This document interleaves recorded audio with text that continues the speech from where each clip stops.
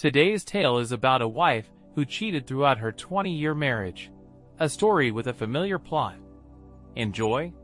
Stacy Lipton was driving her BMW on Atlanta's highway, a smile on her face. She knew she'd be home later than usual, but she blamed the city's notorious traffic. The delay felt like wasted time, but Nick, her lover who was nearly 10 years younger, made it worthwhile. He was not only an amazing lover, but also a great conversationalist. His charm and ability to recover quickly after their encounters were evident as she drove away from the city. Despite Nick's allure, Stacy's thoughts drifted to her family, her husband Jonathan, and their daughter Casey. She looked forward to spending time with them. Now that she was satisfied, she was aware of her mood swings and planned to be patient and loving towards Jonathan. Upon returning home, her smile suggested she had the best of both worlds. However, she noticed Jonathan's pickup truck was missing from the garage, which seemed strange. This shifted her mood, and she hoped Jonathan would return to greet her after her long trip. But the house was empty. Suddenly, she remembered her phone had been turned off since dinner. Her thoughts were distracted, and she didn't notice that no one had called her. She decided to turn on her phone, returning to reality. Meanwhile, Jonathan was congratulating himself on executing a simple but brilliant plan to surprise and please his wife. He had known about her conference in Atlanta for months.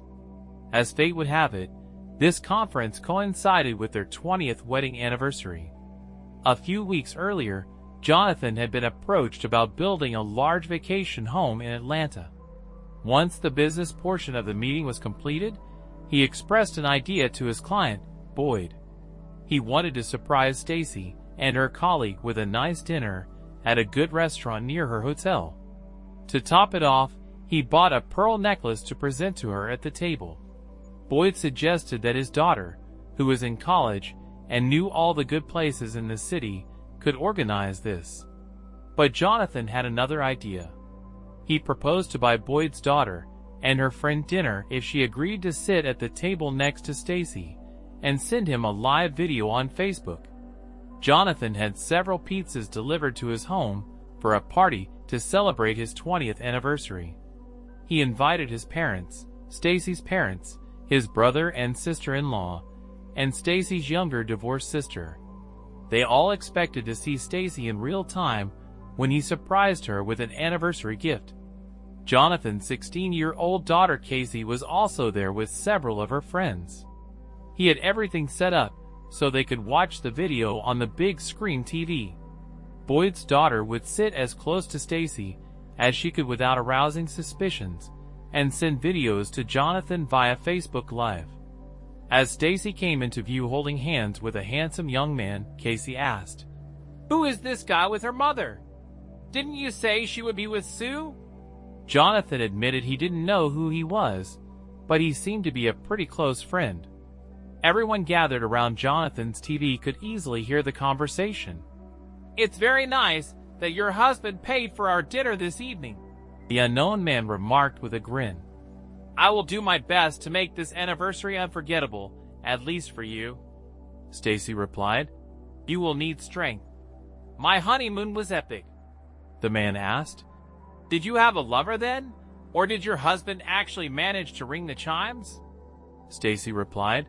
"You're the only lover I've had in the last 20 years, not counting Jonathan, of course." Jonathan's father simply made a disapproving sound and frowned. As the couple took their seats, everyone heard Stacy call her companion Nick. The waiter left with the menu, and another waiter appeared with a nicely wrapped package.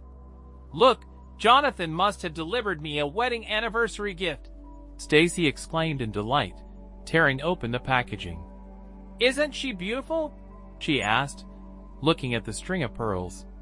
"Could you fasten it on me?" she asked Nick, who carefully fastened the necklace.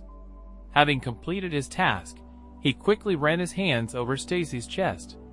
"Your husband is so romantic," an elderly woman sitting at the next table remarked. "You're lucky to have such a handsome man." "True on both counts," Nick agreed with a smile. She has a romantic husband and a handsome boyfriend. Stacy glared at Nick, but the older woman simply laughed at his comment. I gave you a pearl necklace last night, which I think looks much better on you than this, Nick joked, leaning down and kissing Stacy on the lips. That's the difference between a husband and a lover, Stacy said with a sexy grin. Husbands give us jewelry, and lovers give us climaxes. The beautiful red-haired girl who was Boyd's daughter whispered, I can't do it anymore. She turned off her phone, saying she should have stopped earlier, but was so stunned that she went into shock. She apologized and said she would erase everything from her phone before leaving. The TV turned off, and everyone sat in stunned silence. One of Casey's friends was the first to speak. It's already late. We'd better leave. Casey replied with tears in her eyes. Dad, is it okay if I go home to my friends? I feel like I need to be with them now, Jonathan said. Of course, honey. I understand. We'll talk tomorrow. Drive carefully, girls. His throat was practically whispering due to how dry it was. Stacy was surprised by the number of messages and calls she'd missed since she'd turned off her phone the previous evening. As she looked through the messages, her heart sank. Her sister and mother demanded to know who Nick was and why she was so friendly with him. They insisted that she had broken Jonathan's heart and that Casey was also very upset. Her mother and sister sent her at least a dozen messages each. Stacy checked her messages to see if she had anything from Jonathan and found that she didn't. How did her family find out about Nick? And how much did they really know? Where were Jonathan and Casey? How could she get out of the hole she found herself in? She needed to find out what exactly Jonathan knew and what he simply suspected. She called her mother and began as calmly as she could. Mother, it's me. I forgot I turned off my phone last night. I see you tried to call me. Is there anything wrong? Only if you think the loss of your husband, the alienation and embarrassment of your daughter, the disgrace of your parents, and the behavior of an inveterate whore can be considered wrong, her mother ranted. I'm guessing it doesn't bother you too much. Otherwise you wouldn't be enjoying a damn pearl necklace from your boyfriend. Jonathan gave me a string of pearls for our anniversary, Stacy countered. Why should this upset you? Your father and I have seen enough adult films to understand what your boyfriend meant when he said you were wearing his pearl necklace, her mother said, not so straightforwardly. Mother, what makes you think I would do something like that? Why do you think I have a boyfriend? Stacy asked, fear tying a knot in her gut. Don't play games with me. I am not stupid, her mother growled. Jonathan invited us to watch you open his 20th anniversary present at the restaurant. He booked a table for you and your colleague, I think her name was Sue. We saw this whole vile story. Your husband treats you like a queen, and you don't respect him. Husbands give jewelry, and lovers give climaxes, Stacy had said. I think you said that, didn't you?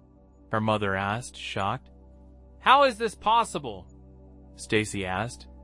Jonathan had asked a friend's daughter to do a live broadcast from her phone.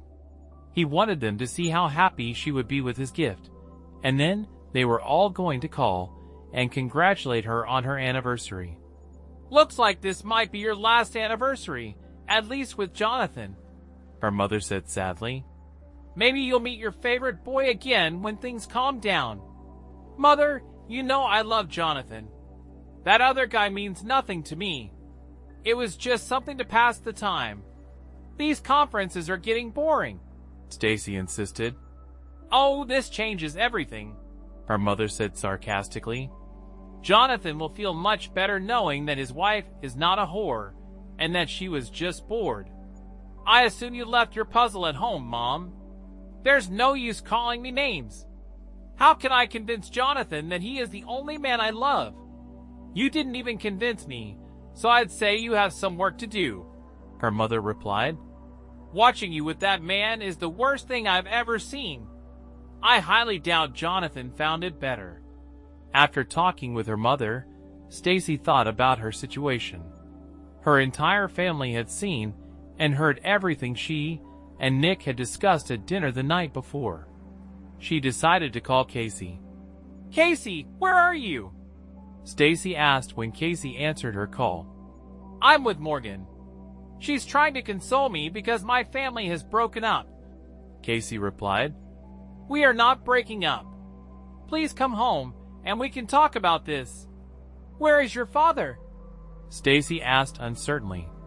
"He moved to a cottage on the lake," Casey answered. "I don't think he wants to see you. He was so happy last night when he invited everyone to watch you open your gift. You practically tore his heart out when you showed up with your lover instead of Sue. Please come home, Casey," Stacy repeated, trying to think of what she could say to Jonathan to get his forgiveness. After finishing her conversation with Casey, Stacy began to look around the house. She noticed that a laptop and several filing cabinets were missing from Jonathan's office. The closet in his bedroom was completely empty, as was her mother's closet. Stacy fought back tears as she wandered aimlessly around the house, noting what items were missing. Jonathan didn't take a single photograph of her presence. This fact seemed especially depressing.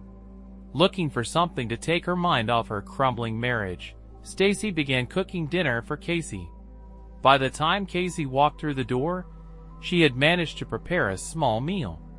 Casey was sullen and only spoke to Stacy when asked a direct question. Even then, she kept her answers as short as possible. Stacy admitted to herself that her daughter had good reasons to be angry with her, but she hoped that over time, the hostility would lessen, if not completely disappear. The next morning at dawn, Stacy walked into their lake house to find Jonathan slumped uncomfortably and passed out on the small couch. Numerous empty beer cans were strewn across the floor. "Jonathan, honey, we need to talk." "Wake up, please," Stacy said. Jonathan slowly opened his eyes and groaned. He gradually stood up and, without saying a word, headed to the bathroom. Stacy decided to make some coffee while she waited for her husband to return. A few minutes later, Jonathan, fresh from his shower, returned to the kitchen, and Stacy placed a mug in front of him. She hoped that Jonathan would initiate the difficult conversation, but that hope soon faded. It was obvious that he had no intention of starting a conversation. "Jonathan, I'm sorry this happened. I love pearls. It was a wonderful gift that I will always cherish. It's a pity that I didn't know that you would pass everything on to your family. It would be great if you told me about this," Stacy said, hoping to open a dialogue. "You?" was all Jonathan could answer, infuriated by Stacy's attempt to make him out to be the abuser. Stacy was surprised and hurt by Jonathan's answer. In all their years of marriage, he had never spoken to her in a disrespectful manner. This was clear evidence of the pain she had caused him. "That won't help, Stacy," Jonathan answered calmly. "Tell me what I should do to fix everything. You are the only man I have ever loved. That hasn't changed. Together, we can deal with this. Tell me what problem exactly you want to solve." "The problem is that I surprised you with an anniversary gift in a nice restaurant where I booked a table for you and a friend. The problem is that my client's daughter agreed to send a video of your reaction in real time. The problem is that I mistakenly decided that you would appreciate this gift. Explain to me what the problem is so that I understand what you are talking about," Jonathan said calmly. "You know what the problem is, Stacy," Jonathan insisted. "Last night, you saw me and Nick in the restaurant. I know that you have dinner with others from time to time. Why do you think that's the problem? You know perfectly well why this is a problem.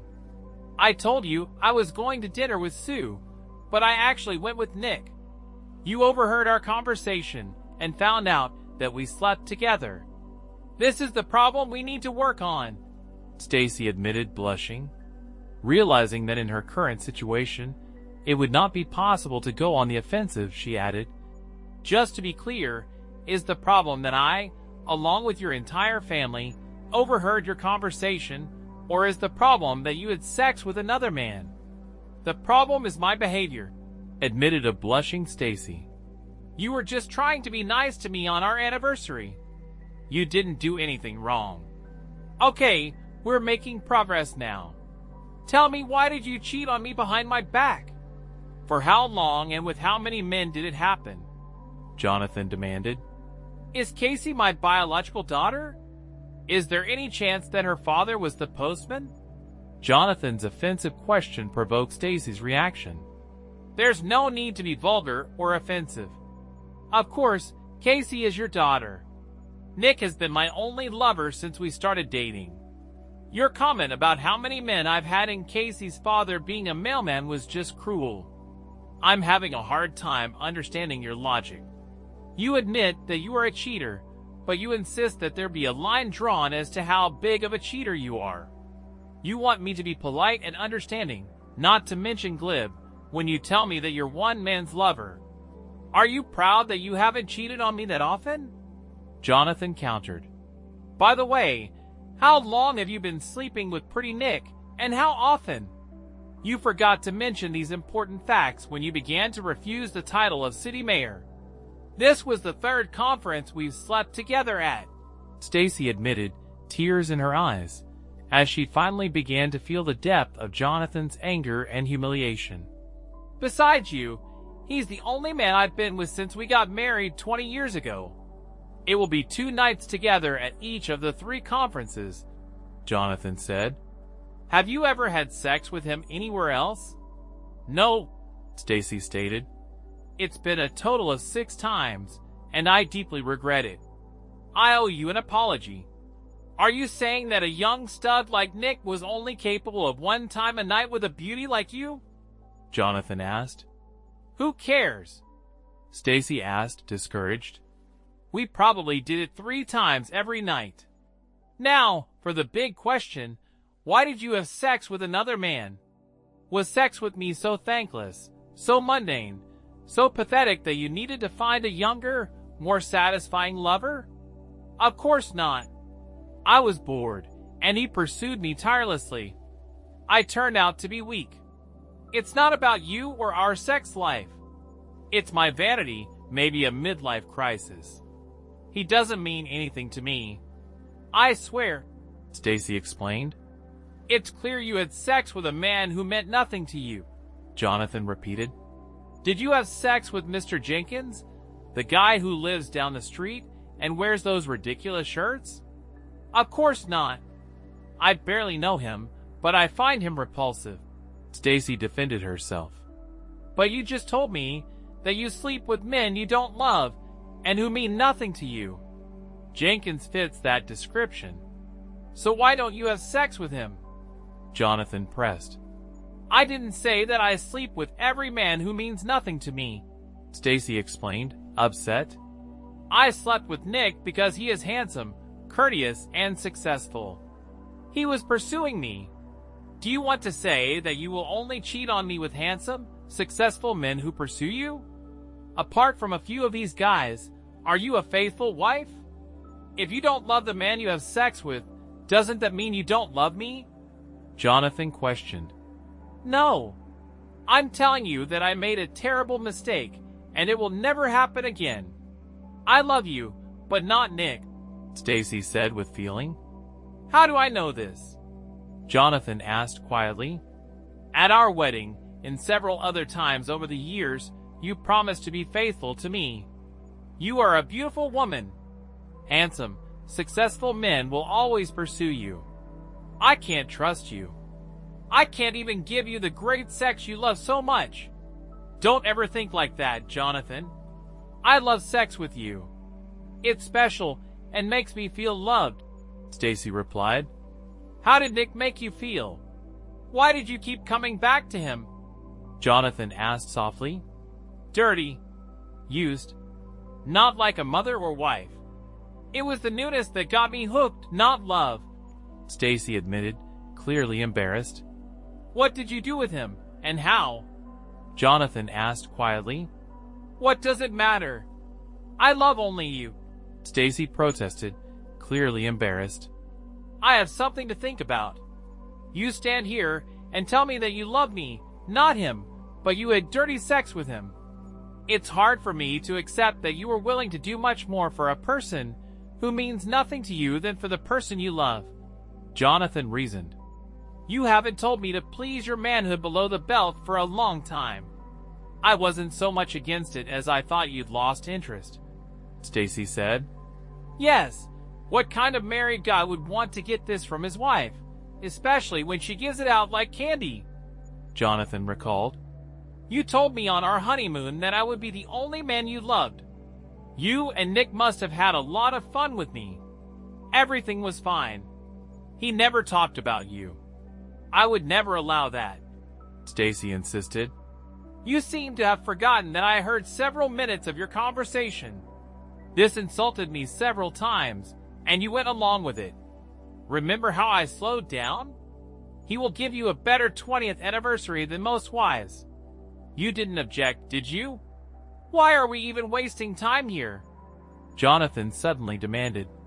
"You found someone new. I accept it. It looks like you should too. Why pretend that you want to stay married? It's obvious that you didn't enjoy being my wife, and let's not even talk about bad sex. You were beautiful, successful, and smart, and I bring nothing to the table. It was only a matter of time before you started looking for something better. Congratulations, you found it. Don't let the door hit you in the ass on the way out," Jonathan concluded. "We can't let this discussion end this badly. We have to discuss everything and find a way back," Stacy tearfully begged. "You can ask your lawyer to talk to my lawyer. It's over between us, Stacy. I'm going to divorce you. You left me no choice," Jonathan said. That day, Stacy went to work but was found in the break room by an angry Sue. "Why did Jonathan ask me about going with you to Atlanta for a conference? You know very well that I stopped writing them after you decided to spend your nights with Romeo from the Chico office.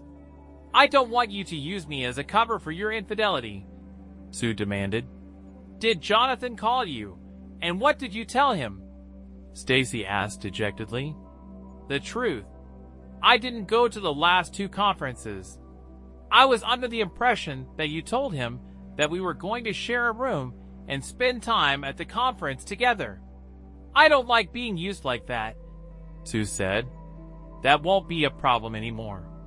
Jonathan learned everything on this trip. I think he's going to divorce me," Stacy admitted. "What other outcome could you expect?"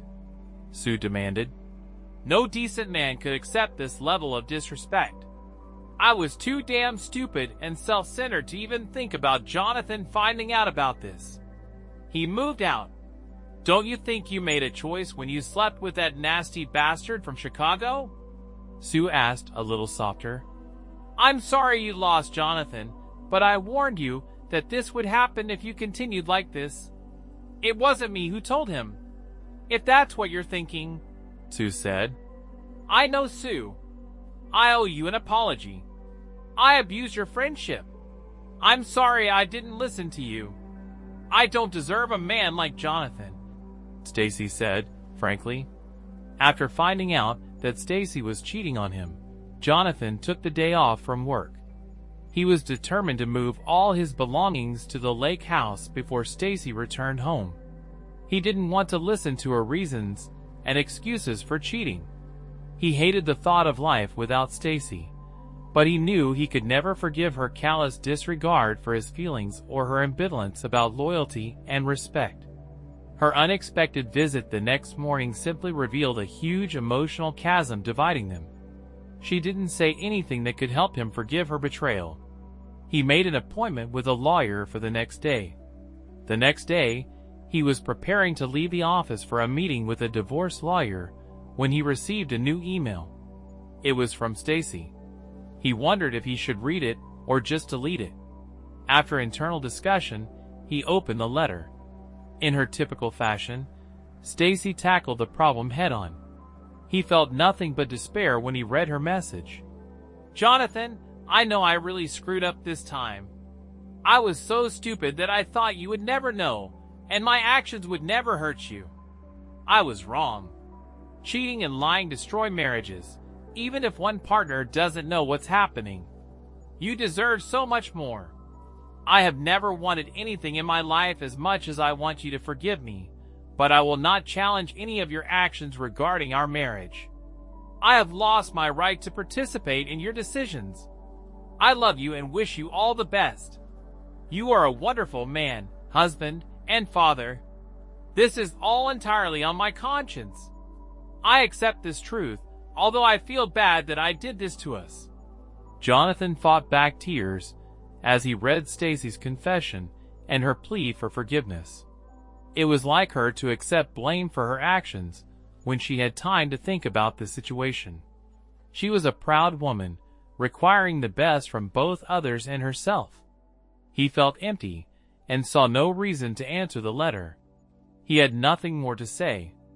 After that morning when Stacy arrived at Jonathan's lake house, her only source of information about Jonathan was Casey. I'm going to my dad's cabin for the weekend. He will bring me home on Sunday evening. Casey called Stacy on Friday afternoon. Stacy realized that this was how her life would continue. She spent a miserable weekend thinking about how much she had screwed up her life. She had no idea how to correct her mistake or even if it was possible to correct it. Had she completely ruined her once happy marriage? Returning home on Sunday evening, Casey looked rather gloomy. Dad decided to divorce you. He cannot live with someone who has lost all respect for him. I saw him cry several times this weekend. I've never seen this before in my entire life. Do you have any idea how much you offended him? Your boyfriend is probably a lot better than your dad, Casey said. He's not my boyfriend, and he's no match for your father, Stacy replied, shocked. It was a huge mistake, and I deeply regret it. Your father is the best man I have ever known. Forgive both Dad and me for being skeptical. This isn't the first time you slept with this bastard, right? You've been deceiving us for years, haven't you? Casey asked angrily. Stacy realized it was time to stop lying to her family. I slept with him at 2 conferences before this last one. It was wrong, and I apologize, Stacy confessed. Was it wrong? That's putting it mildly, don't you think, Mom? Casey objected angrily. You betrayed your father in the worst possible way. Didn't you vow to be faithful when you married him? Did you cross your fingers at that moment, hoping it wouldn't count? I know you're upset with me, but not as much as I am. Your father is a wonderful man and a great father. You know it. What I did doesn't mean I think less of him. I acted very stupidly, Stacy admitted sadly. As you say, Casey, Casey stated and went to her room. When Stacy returned to work, things turned to normal. She and Casey barely spoke to each other. Her life raft was her job. Everything there remained normal, except for Sue's cold attitude towards her. She went to Casey's school events, but usually sat alone unless her mom came with her. This was the only time she saw Jonathan. He always sat as far away from her as possible, and the other parents quickly noticed this. It soon became known that they were getting a divorce. Stacy periodically heard fathers, both single and married, make lewd remarks and suggestions. It was quite obvious that the rumor of Stacy's infidelity had spread throughout the community. Jonathan threw himself into his business. This was the silver lining of the whole fiasco. The only problem was that Stacy would get half the business. His lawyer suggested several tactics that could reduce Stacy's share of the business, but Jonathan refused to listen. If it weren't for her, we would have nothing to share. I'm not going to deny the facts. Stacy worked next to me and even gave part of her salary to keep us afloat when we first took over the family business, Jonathan insisted. Stacy was very surprised when her lawyer explained to her how Jonathan was giving her half of his ownership of the business. A few years earlier, when Jonathan was going through a cash flow crisis, the company was bought by Jonathan's best friend. Dan was a silent partner who owned a third of the company. By giving half of their property to Stacy, Jonathan found himself in a vulnerable position. He owned and controlled only a third of the business. "Tell Jonathan this is too much," Stacy insisted to her lawyer. "He was the one who devoted all his time and energy to the business.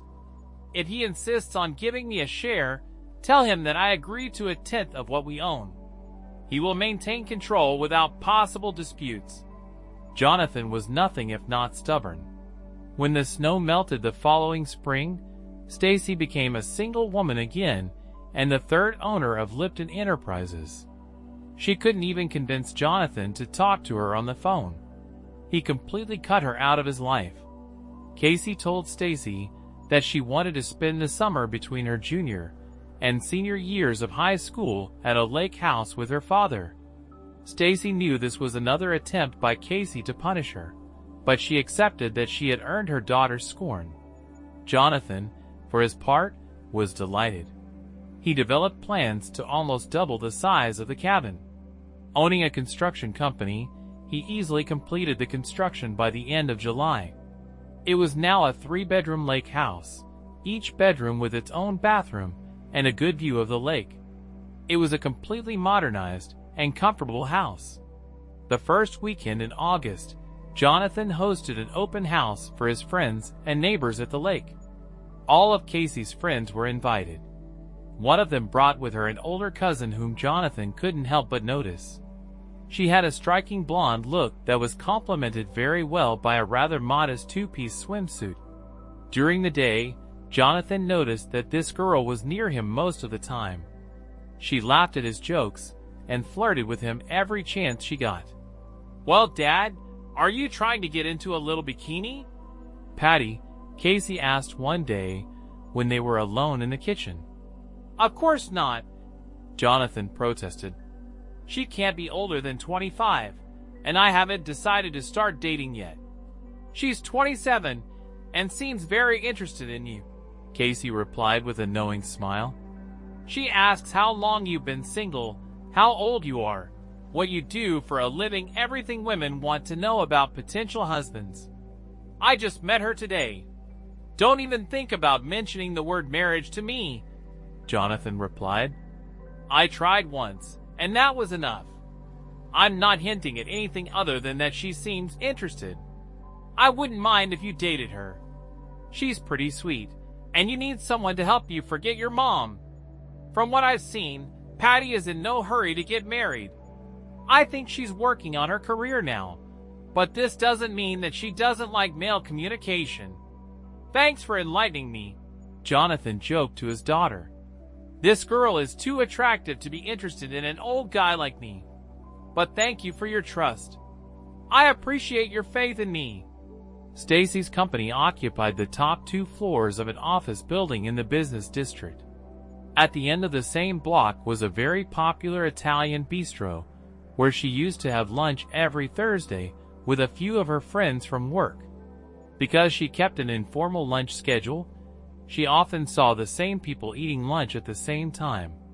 Stacy and her coworkers became friends with employees of several other companies located in her building. One afternoon, the bistro was unusually crowded, and Stacy's group was unable to get a table. One of the employees at Benson Advertising, located on the 2nd floor of her building, invited her group to join them at a large table. They quickly accepted the invitation. After everyone said their first and last names as an introduction, the conversation began. One of the women on the advertising team was particularly attractive and very friendly. Stacy found herself enjoying the young woman's good humor. She smiled as the other ladies began to tease the woman. "We don't all have a rich guy with a big house on Lake Henry." The woman Stacy knew was Mary teased. "It must be nice to wake up with the morning sun reflecting off the lake." "Yes," the young woman agreed. "Especially with a handsome guy who gently caresses me. Getting out of bed is such a hassle. If this is the guy who picked you up after work on Thursday, then I can see why it might be a problem," another woman said. "He looks a little older than you, but he seems to be in good shape. He has all his hair and is quite plain looking.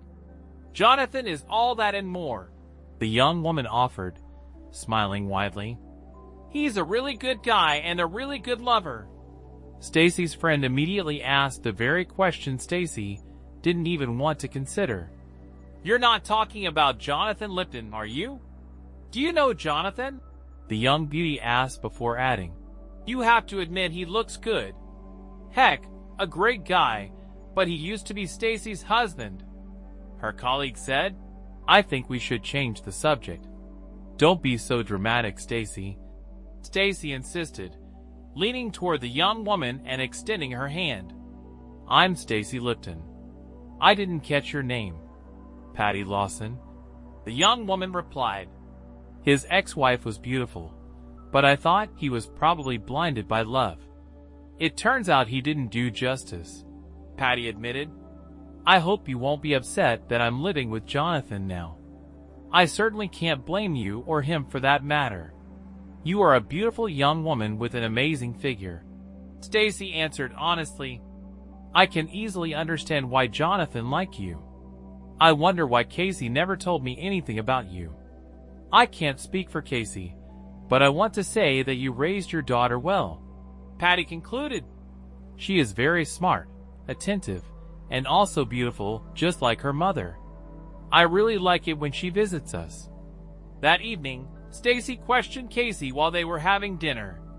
Why didn't you tell me that your father has a beautiful girlfriend who came to live with him? This is something that would interest me. Honestly, Mom, I didn't mean to hurt your feelings, Casey replied. I know how you feel about Dad.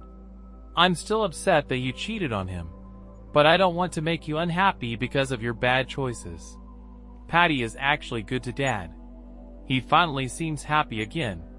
This may surprise you, but I'm glad to hear that Jonathan is happy. He's a wonderful person and deserves to be with a woman who loves him, even if it's not me. I don't think she directly loves Dad, but she really likes him, Stacy responded.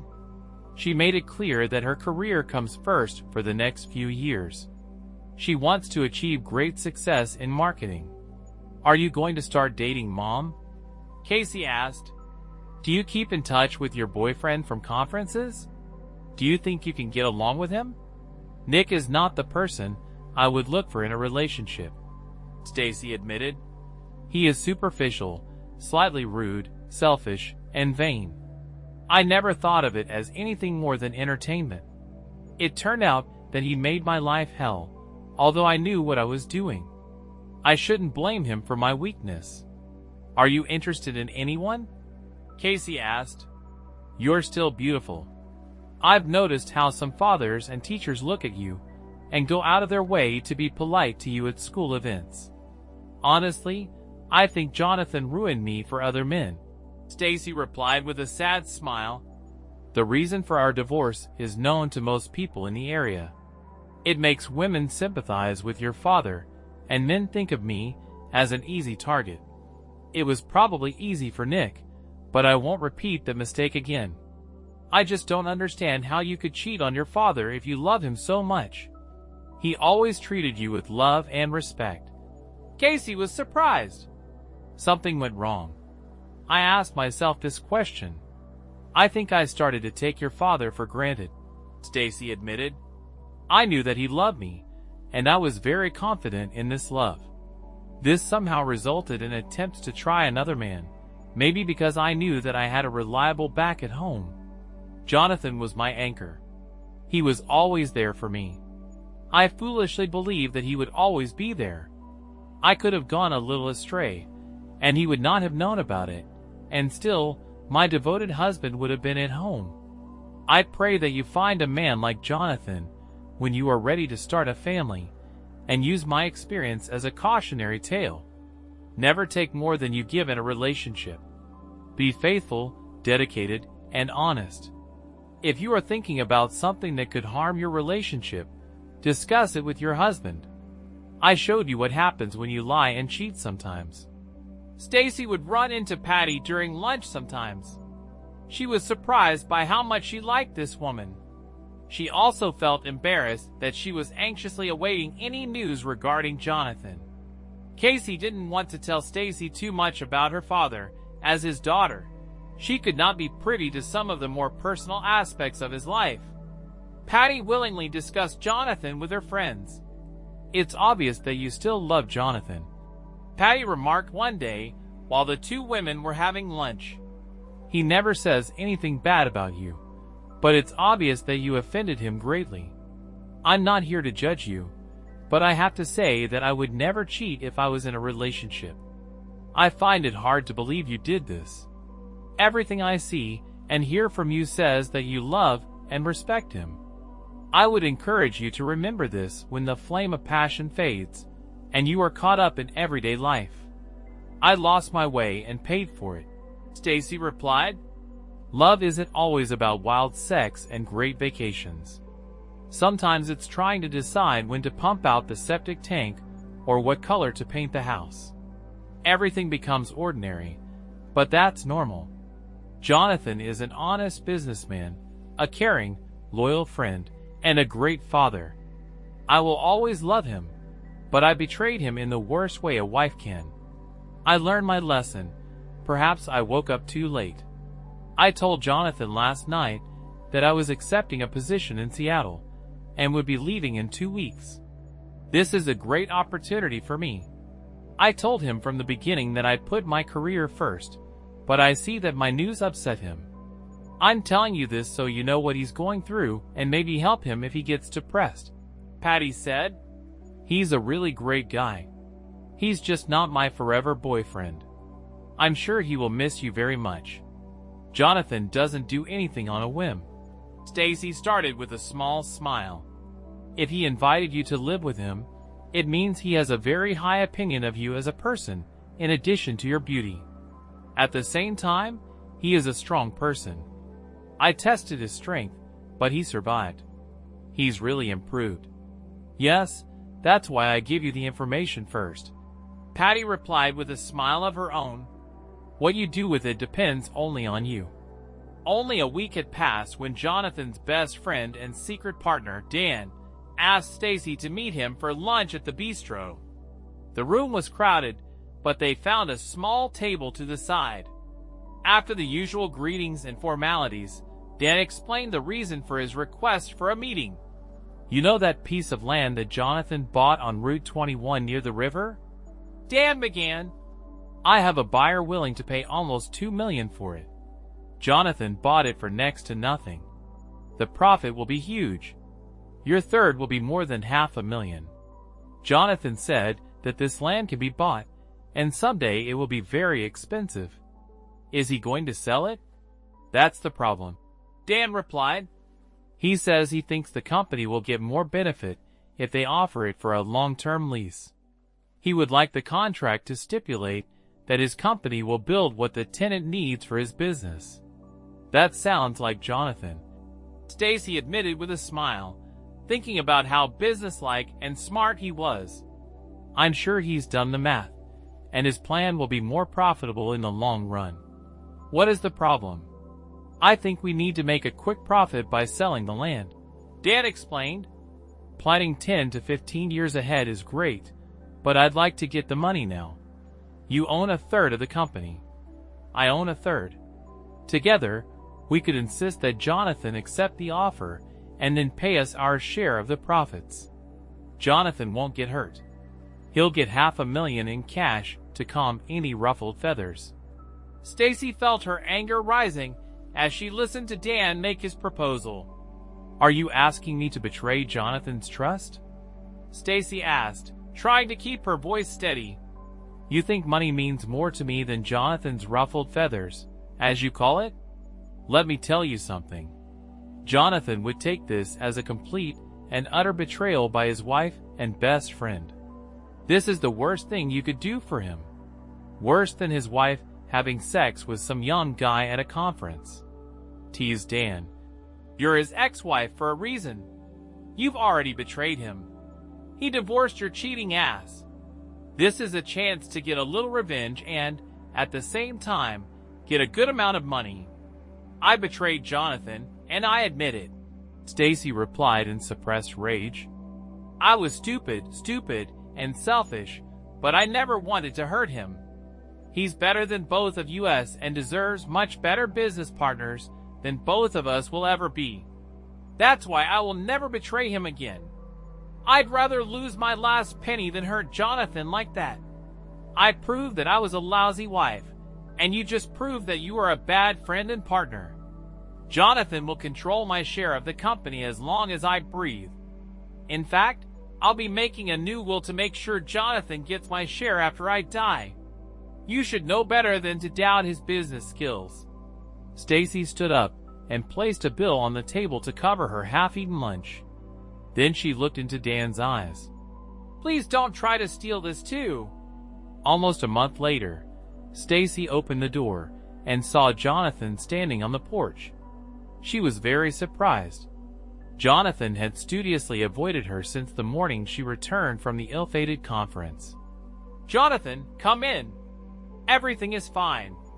Casey left a few minutes ago, if you're looking for her, Stacy said, surprised at how excited she was about Jonathan's presence. Right now, I'm here to talk if you have time. Jonathan began, entering the house that had been his for over 15 years. Can you give me a few minutes if you're busy? I'll try another time, Jonathan said. I'm not busy, Stacy answered quickly. I just made coffee. Why don't we sit in the kitchen? I appreciate you taking me in so quickly, Jonathan said, picking up his coffee mug. You always made excellent coffee when we first got married. I didn't even know how to cook it. It took me a while to get it right, Stacy answered with a grin. I didn't marry you for the coffee. You had other attributes that I found much more attractive. I've never heard you call them attributes, Jonathan countered. But I heard you call them Smith and Wesson several times. Yeah, you brought out the big guns, and I was powerless to resist you, Stacy said, still smiling. Patty must have you wrapped around her finger or some part of her body, Stacy said. There's some serious heat coming from her. I appreciate how well you treated Patty, Jonathan said. She thinks you're a wonderful person. Her opinion of you is one of the reasons why I'm here. A couple of weeks ago, one of her friends overheard your conversation with Dan over lunch. Patty talked about this before heading to the West Coast.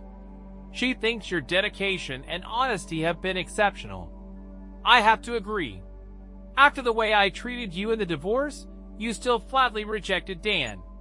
Many women whose husbands divorced them so quickly would want to take revenge or at least repay. I would never do that to you, Jonathan. I know how hard you work on your projects and how much they mean to you, Stacy concluded. I also know that you will make sure that this land brings in much more income than Dan is looking for. He's a fool to doubt you. I appreciate your vote of confidence, Jonathan said. Patty helped me accept the fact that you were my partner, even though I ran the business as if it were all mine. I have to give you the opportunity to express your opinion and say what you want to do. If you want to sell this property and split the profits, I will agree, Jonathan said. Dan is trying to convince me to sell it. He believes that if we sell this land, then each of us will be able to get $500,000 out of the business without infringing on him. Would you like this too? I think you probably have a plan for this property that will bring good profits to the company and goodwill from the community, Stacy replied with obvious pride. You have something planned for this area, right? I was negotiating a long-term lease with General Hospital to build an emergency care complex on this site, Jonathan admitted. It won't be as profitable as the luxury condominium project Dan's company is pushing to build, but it will still make a good profit, and we'll have a contract to build it. This will create jobs as well as goodwill.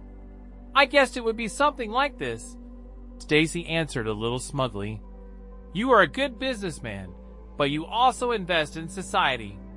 That's what sets you apart from people like Dan. Dan thinks it's better to make a quick profit.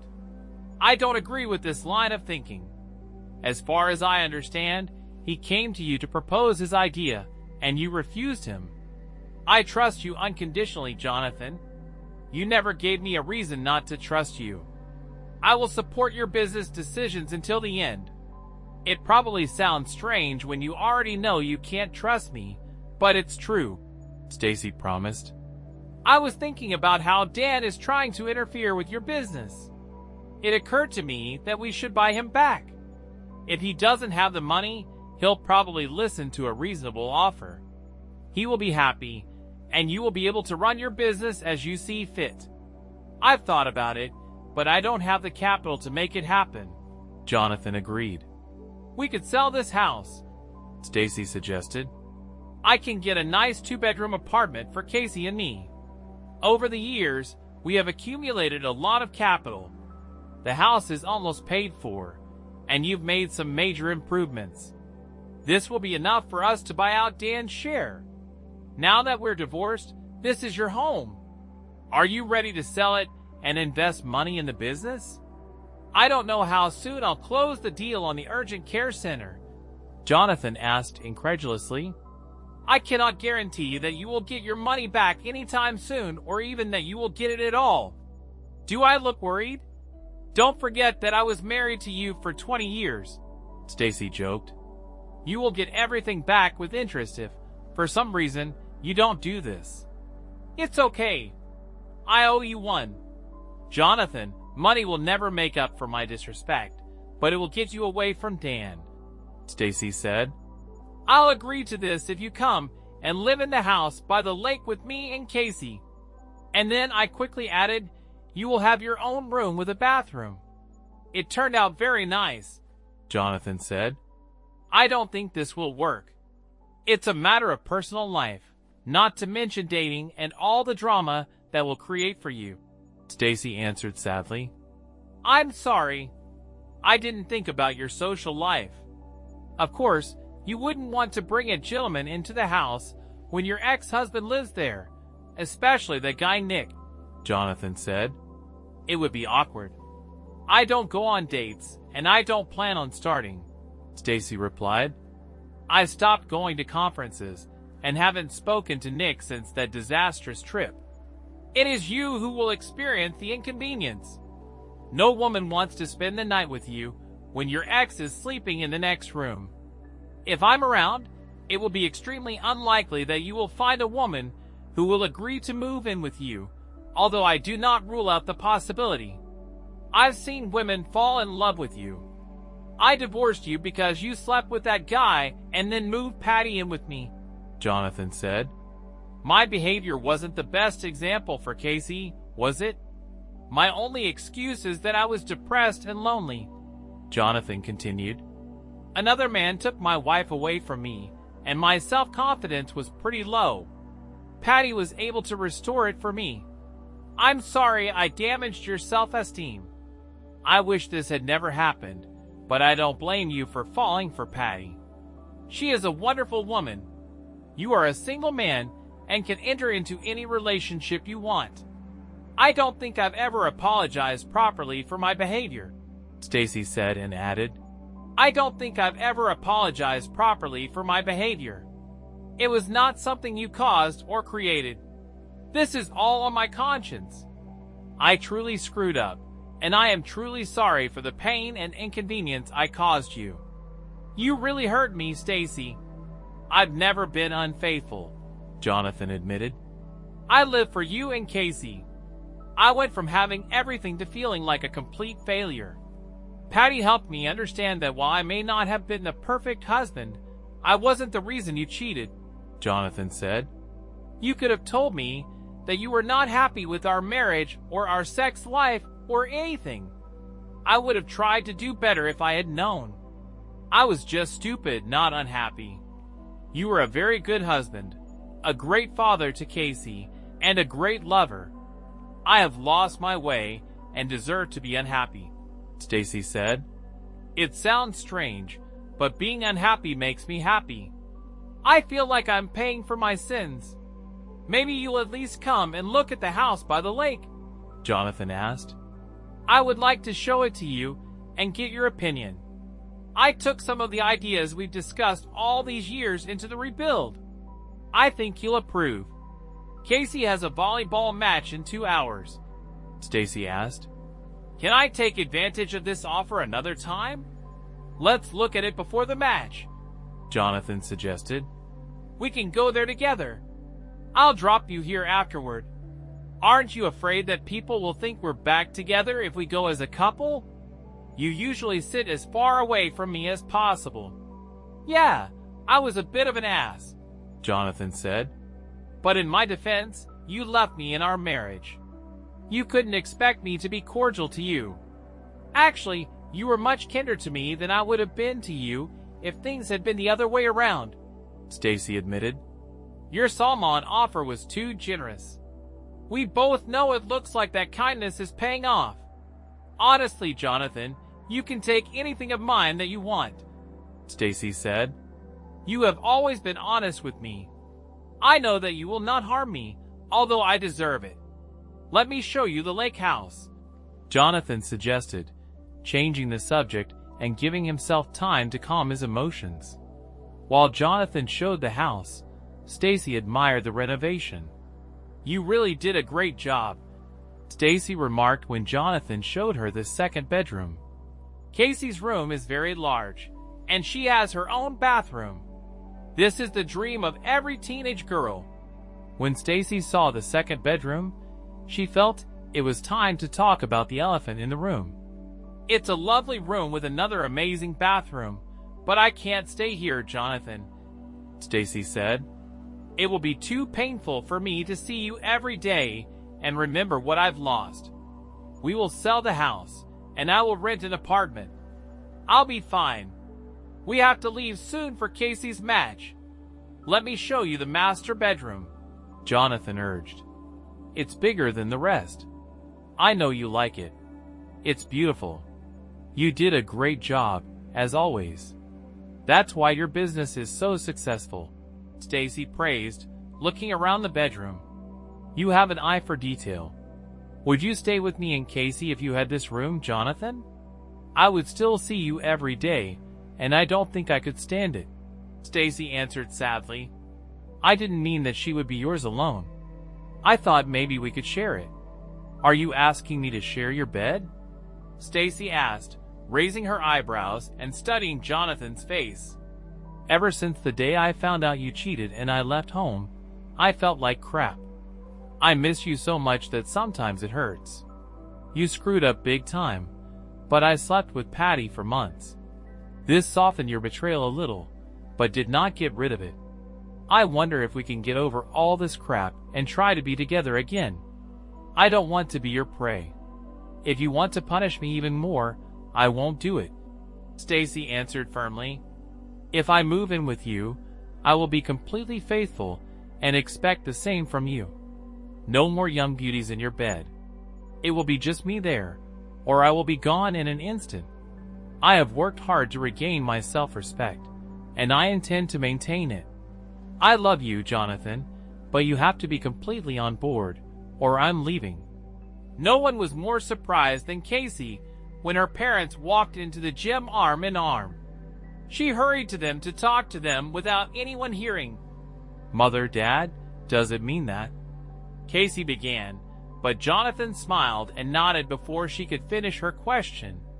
Casey hugged her mother and held her close as she spoke into her ear. Welcome home, Mom. I love you, but don't ever cheat on Dad again. I have a friend with a single aunt who is even more beautiful than Patty, Casey said. What do you think of our story today? I thought it was quite interesting. The man did a really manly thing. What do you think? Write in the comments. See you in the next videos.